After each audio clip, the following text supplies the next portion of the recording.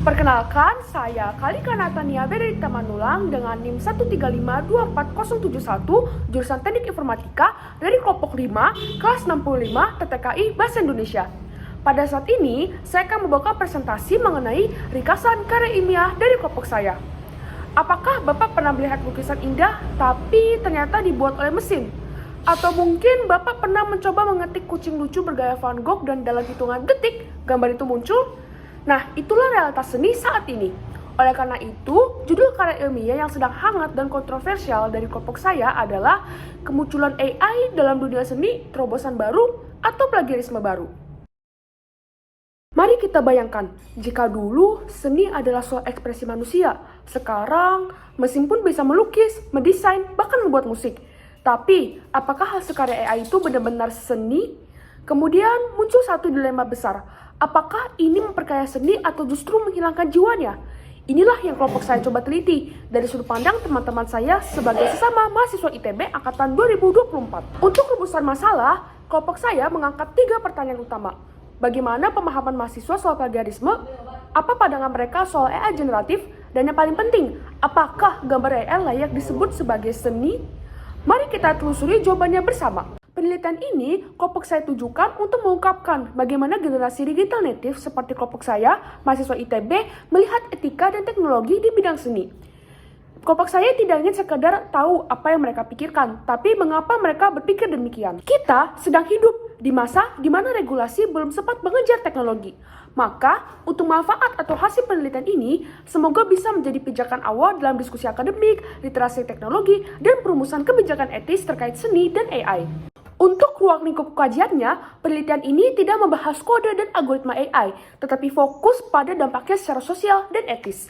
Kelompok saya membatasi konteks pada seni visual, seperti gambar dan ilustrasi digital yang dihasilkan oleh generatif AI. Respondennya pun tidak dibatasi jurusan, agar mencerminkan keragaman pandangan mahasiswa ITB. Untuk metodologi penelitiannya, kelompok saya menggunakan metode survei kualitatif kepada 30 mahasiswa ITB lintas jurusan. Kelompok saya mengajak mereka berpikir, merespons, dan bahkan menilai gambar. Di mata teman-teman saya, kapan sebuah karya masih bisa disebut orisinal? Nah, agar diskusi lebih sistematis, karya ilmiah tersusun dalam 4 bab, mulai dari latar belakang hingga saran.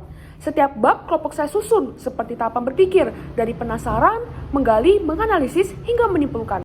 Sekarang kita masuk ke bab 2 tinjauan pustaka. Untuk penelitian terdahulunya, kelompok saya merujuk ke sekitar 10 penelitian nasional dan internasional, mulai dari ChatGPT, isu pelabelan, hingga teori Adorno soal industri budaya. Contohnya, Flurigel pada tahun 2024 memprediksi bahwa AI akan menggantikan 300 juta pekerjaan. Sementara itu, Guillaume Fias mengingatkan bahwa seni bukan hanya soal hasil, tapi juga proses. Mayoritas sepakat bahwa AI memang memberi peluang baru, tapi juga menciptakan tantangan etis yang belum pernah kita hadapi sebelumnya.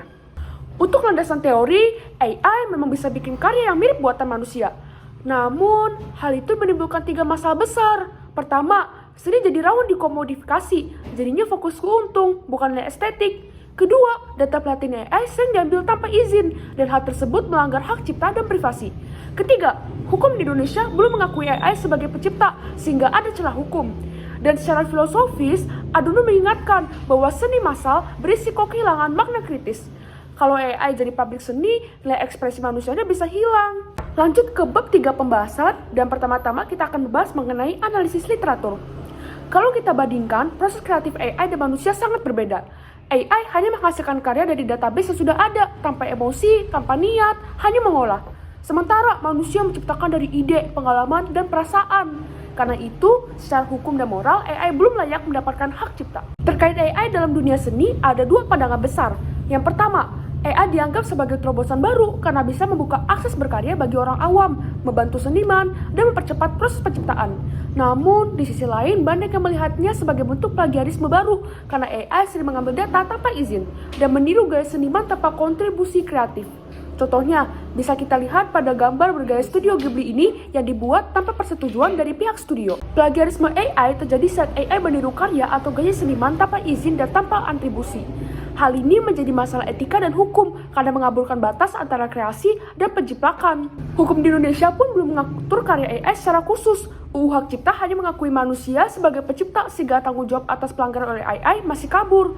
Hal ini membuka celah hukum yang mudah disalahgunakan. Banyak seniman menolak karya AI karena dianggap menghilangkan unsur emosional dan proses kreatif manusia. Kasus Midjourney yang menang lomba seni juga menuai kritik karena tak mencerminkan nilai artistik yang sesungguhnya. Karya AI yang menang lomba sering memicu ketegangan sosial karena dianggap menggeser standar penilaian seni. Karena itu, kita butuh pendekatan hukum, etika, dan sosial yang menyeluruh agar seniman manusia tetap mendapat keadilan. Untuk hasil surveinya, pertama-tama kita akan bahas profil respondennya nih. Survei dilakukan pada 30 mahasiswa ITB angkatan 2024 dari berbagai jurusan, termasuk teknik, saintek, dan DKV. Keragaman ini memberi sudut pandang yang luas soal pandangan terhadap seni berbasis AI. Mengenai minat terhadap seni dan teknologi, sebagian besar responden tertarik pada teknologi dan banyak juga yang menyukai perpaduan seni dan teknologi.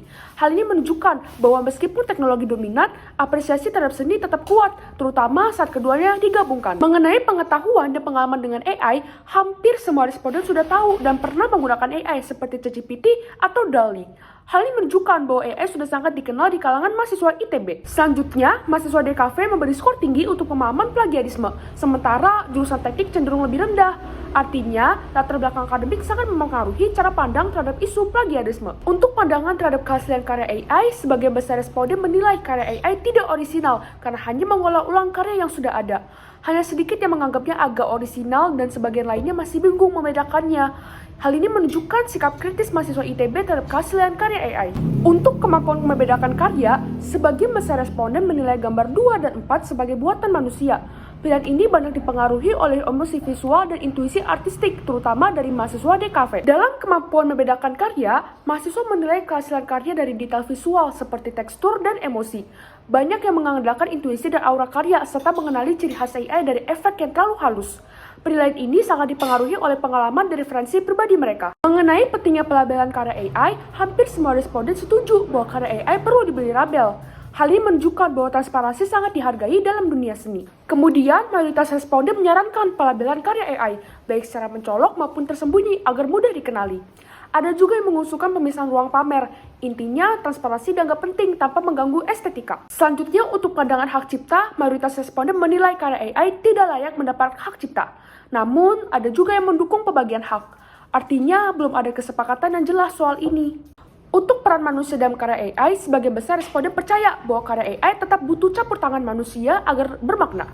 Hal ini menunjukkan bahwa niat dan sentuhan manusia masih dianggap penting dalam seni. Mengenai tingkat kenyamanan menggunakan AI, mahasiswa teknologi cenderung terbuka tapi hati-hati, sementara mahasiswa DKV justru menunjukkan penolakan yang kuat. Jurusan saintek berada di tengah yang menunjukkan adanya kebingungan etis terhadap karya AI.